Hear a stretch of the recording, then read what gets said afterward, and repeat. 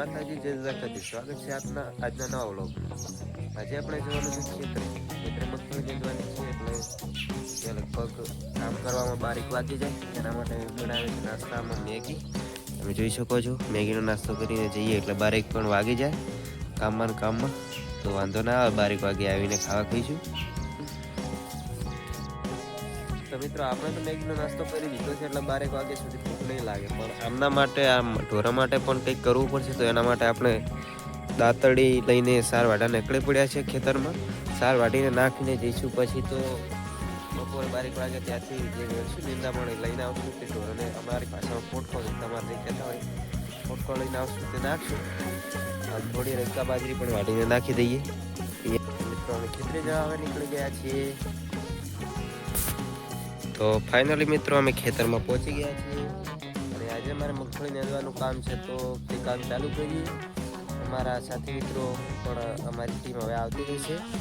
એના પહેલાં આપણે તો વહેલા આવી ગયા છે વિડીયા માટે, તો નીંદવાનું કામ આપણે વહેલા ચાલુ કરી દઈએ. જોનતી ભગત આવવાના છે, તેમની જોડે આપણે મગફળીની બધી માહિતી લઈશું. શરૂઆતથી હવે સુધીની જે મગફળીમાં ટ્રીટમેન્ટ કરી માહિતી આપણે જોનતીભાઈ પાસેથી લઈશું. તો બન્યા રહો બ્લોગમાં.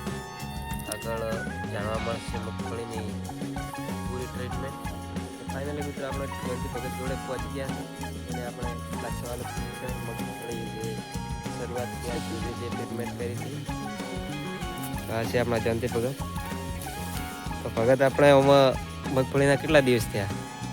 અમે 58 દિવસ છે. 58 દિવસ છે એમ? શરૂઆત ત્યાં સુધી શું ટ્રીટમેન્ટ આપી? આમાં સલ્ફર આવ્યો 300 કિલા. હા. એટલે 2 પાણી બોર ના આવી. બાકીનો વરસાદ. એવું એમ ને? તો બિલમાં બીજો આપણો ફાયદો જ છે ને મોટે પાયે. મોટે પાયે ફાયદો. હા, પણ લીધામણી છોકરો છે આવે કાઢવાની કોશિશ કરો ને. એવું એમ? એ તો 2-4 દિવસમાં થઈ જાય છે. હા, તો થઈ જાય. મિત્રો જોનતી ભગતે કીધું 300 કિલો સલ્ફર નાખ્યો. તો એમના જોડેથી જાણવા મળ્યું છે કે સલ્ફરથી દોણામાં વિકાસ ભરાવદાર થાય છે. તેલની ગુણવત્તા વધારે થાય છે.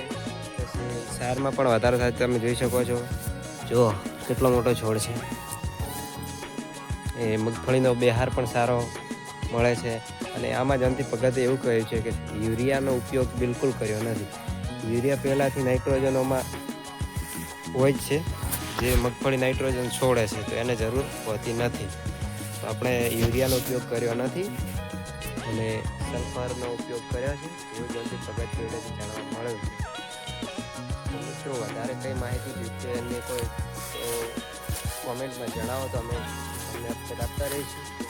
આગળનો વિડીયો શેના વિશે બનાવો તે તમે હિન્ટ આપજો, તેના વિશે અમે પણ વિડીયો બનાવીશું. જય માતાજી. બસ હવે આજના દિવસ માટે આટલું. મળીએ કાલના વ્લોગમાં.